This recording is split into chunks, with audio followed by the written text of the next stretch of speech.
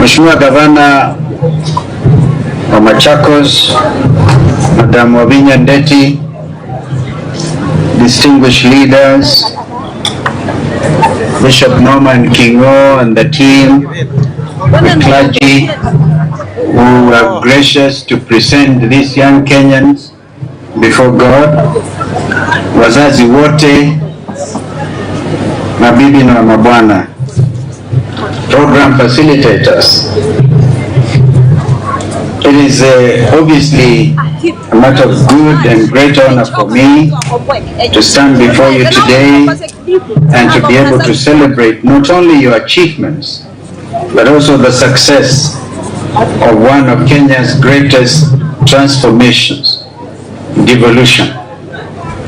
Today's gathering is a living testimony of what can happen when devolution works, when counties invest in their people.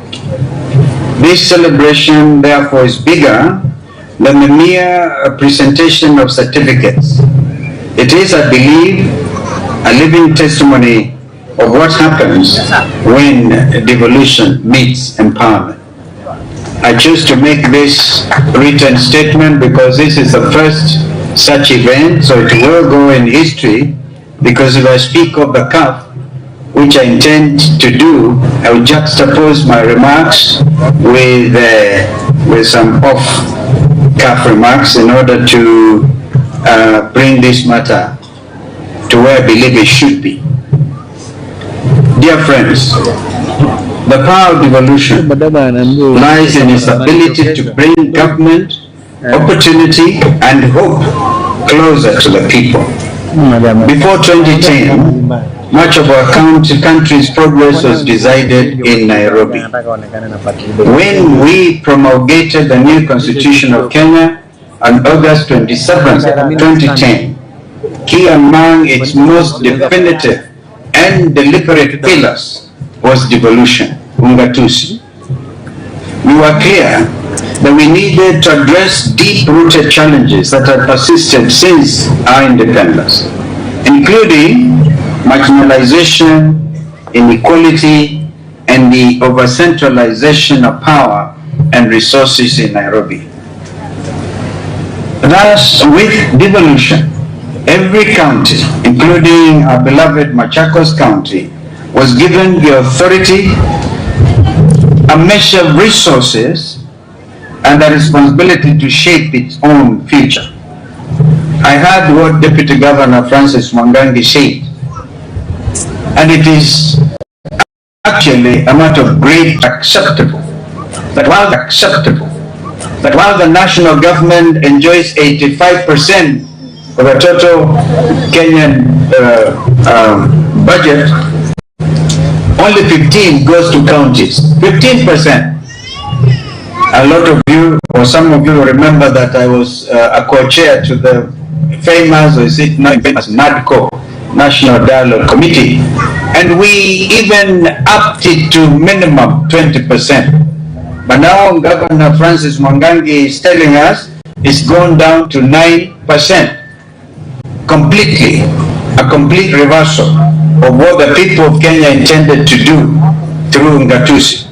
Imagine if Governor Wavinya is operating within the 15%, by the way, is shared between the 47 counties. And the little that she gets, she's able to empower the youth that she's trying to do today. Imagine if we went up to national government, wapate 60%, na counties wapate 40%. In fact, in my view, we should make it 50-50, because all the stealing that is happening in Nairobi is because I have a lot of money to throw away. And yet, as I speak to you, our university lecturers have been on strike. This is a third month, and they can't. I give a suggestion to William Ruto. You cannot keep our university lecturers in the streets. These are some of our best minds. But on the one hand, you're able to get your agents collect sometimes 6,000 to 10,000 people to State House, bribe them with 10,000 shillings each, mass bribery. Now, if you cumulatively took that into account, the amount you're spending on bribing Kenyans, that is enough to pay university lecturers and to get our university students to go back to school. This is just a simple reality of the mismanagement this country is experiencing at the very top. Distinguished Ka, I will go back a little bit. Thus, with devolution, every county, including Machakos, was given the authority. Devolution, fellow Kenyans, is not just about building roads as markets, as Governor Vinya said, but it's also about building people. Infrastructure is important. Yes, those roads and those bridges and those dams, like the one what Kibaki and I had even passed through and got funding from the African Development Bank, the Fika Dam. We should have and really brought in a lot more water to go beyond Machakos and beyond Matu to get into Mutasiano and get a lot of water all over. But that is a matter that the 85% that the national government development partners like African Development Bank is still sitting there as a white elephant. Distinguished guests, across Africa, and Kenya of course included, we are seeing powerful examples of how youth empowerment is changing nations. Youth trained in green energy now run community solar projects. In Makueni, young people are processing mangoes into juice and exporting the same abroad. In Kajiado, just your neighbors to the north, to the east, youth groups are leading waste recycling enterprises, turning plastic into profit. Even across Africa, in Rwanda and in Ghana, youth empowerment programs are producing digital entrepreneurs, innovators, and agripreneurs who are transforming entire economies. And now, right here in Machakos, through this program, 1,000 young people were enrolled and taken into a rigorous 21-day boot camp, followed by technical training. These young men and women mastered new skills, gained confidence, and have discovered their potential. Ladies and gentlemen, if this is truly devolution in action within the framework of a very small budget. And it's government working hand in hand with communities to unlock opportunity of the grassroots. This is proof that when you empower the youth, you actually end up empowering an entire nation. You are proof that when devolution serves the people, it transforms lives. To the graduates, this is time for some hard truths. This empowerment comes with responsibility. On 20th June 2024, remember, 29-year-old Rex Kanyike Masai was shot. We buried him at Kamabanga. Was shot and killed during what should have been a peaceful protest for opposing the Finance Bill 2024. Justice for Rex became a slogan, the rallying call that is the moral urgency of our times. Rex emboldened our nation.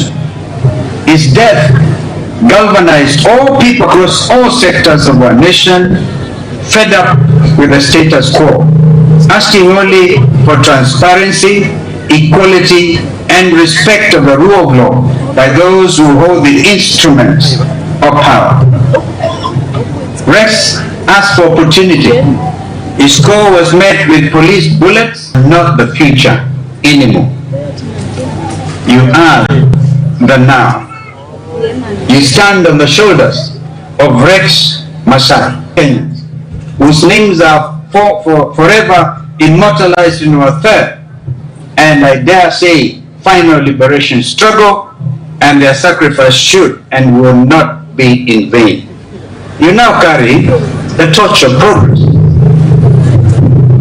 My dear friends, Ungatuzi Devolution has given you a platform. Now it is your turn to build upon it. Start small, but think big. Collaborate with others. Use your talents not only to lift yourself, but to lift others. Remember, true empowerment is not about what we receive, but what we give back. Remember too, that you are living proof that devolution works and that local action can lead to national transformation. I urge you therefore to take your training to build, to innovate, and to serve. Don't wait for opportunities to come knocking. Go out there and create them. Distinguished guests, ladies and gentlemen,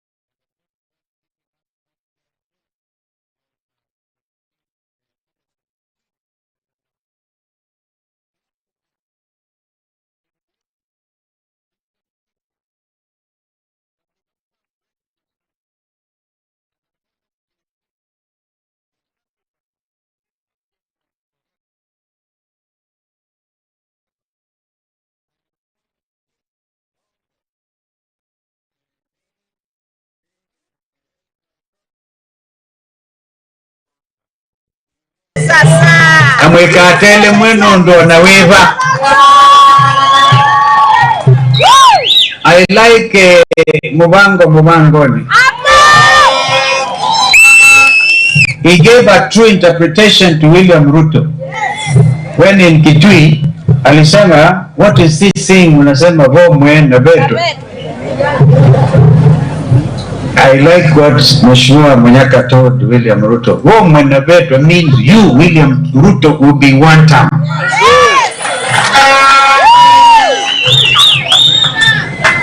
And where you wonder, maana ya ngiangendu, it simply tells you this community, ya Wakamba, do not believe in corruption. We are not corrupt. Therefore, Governor Avinya, You have done well. Accept oversight, accept criticism. Let us not go out there praise singing. Hey, you know, I was very shy here. Mukianza kusema Kalonzo the sixth. Hatuwezi kuwa the sixth if these young people do not take out their voters cards. Mwe tayari kuza kura. Alama tayari kwako yulu. Alama wasetei kula kwako yulu. By the way, Governor Abinya, I've read in the national media kwamba wao tayari Machakos is leading in taking out the, so Machakos, go out there.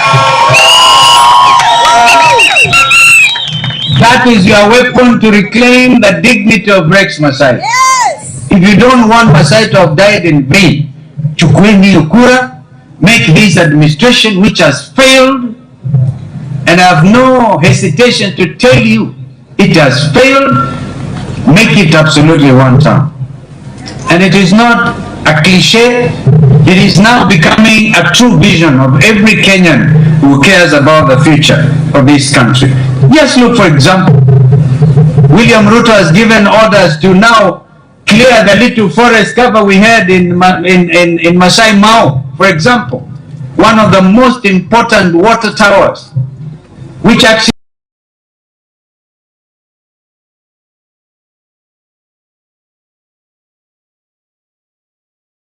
sustains even the ecosystem in the Masai Mara world famous game reserve. And everything is now moving in the direction of Tanzania because the Mara River is drying up. And President Ruto goes and says, ile miti mzee ikate. How do you, somebody ambaye anataka to make a profit, destruction of our forests. Mwesa umeona ba Aitata and Riveti Hills, like Kataini Governor Abinya, muskubali, because that is the only little thing left around here. You know, just destroy your country. For what purpose? For monetary gain? No. Lastly, I was so happy to see our clergy leaders here, our spiritual fathers. Bishop Kababu, I'm told you are the chair of the level 5 hospital. You know that William Ruto through Shah and she has even failed to honor the commitment and she. Bishop Norman Kingo and the Catholic fraternity doing us proud. The Catholic Church has remained strong and the leader in education, in hospital and healthcare giving.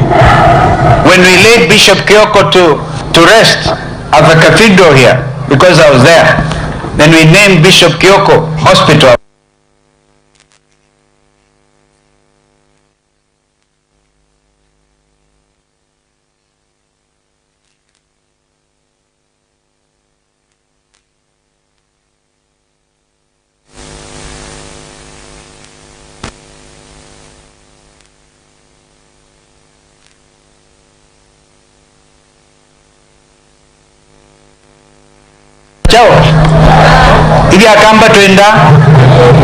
It is time to show there is this time, and this is God's given time to make the change, and therefore let us start with a clear message.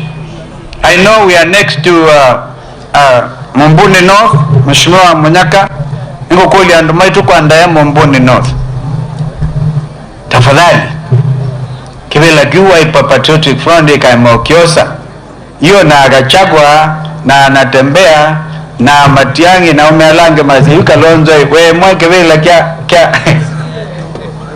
kia ward na we ndio tuka president wa Kenya imondele zimbaito tukalike hivyo kama tayari makazi yetu ilika hivyo isicho mina baune kendo tumbekewe kendo ndi na no bakatumbwe kendo chukwa ndai yasionde na usindwe sawa batana thina. I don't even want to come to the ground. Nondo nye nikwenda noke kwambia kwa hii na hii tafadhali tusaidiane, because it's the only by election on the 27th in this region, and of course we lost one of our own and we are very sorry about Mheshimiwa Kavu alikile county assembly na chama cha Wiper, and although he died not in Wiper but a dear friend of mine. So tuwakumbuke hawa wote. And now I've come to the conclusion of my remarks. I promise to juxtapose them with some of these realities of our time. So tunshikamaneni kabisa na leadership, because finally, Governor Wavinya, you have said you are Wiper patriotic governor. I know because of allowing the party leader to come and start this commencement of these wonderful young people, the national government will even go after you. And there are two levels of government, the national government and the county government. Because governors who are elected on party tickets have to remain faithful to their political parties. And that is what governors, wakikushambulia, we shall go also for them. Hatutawachilia. Nundu mazio ele kuita Ruto weniki.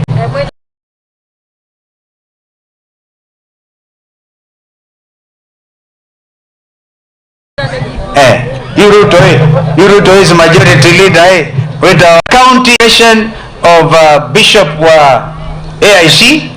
Ruto anasema ndiye ataongea peke yake. He doesn't recognize there is a county governor here.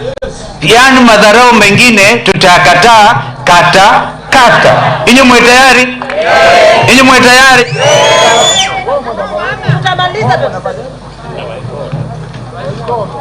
Awaikoto. Bomwe. Nundu bomu na baeta benini Ruto home. Sinamdeyo?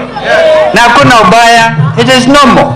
And that wind of change is actually sweeping across Africa and the entire world.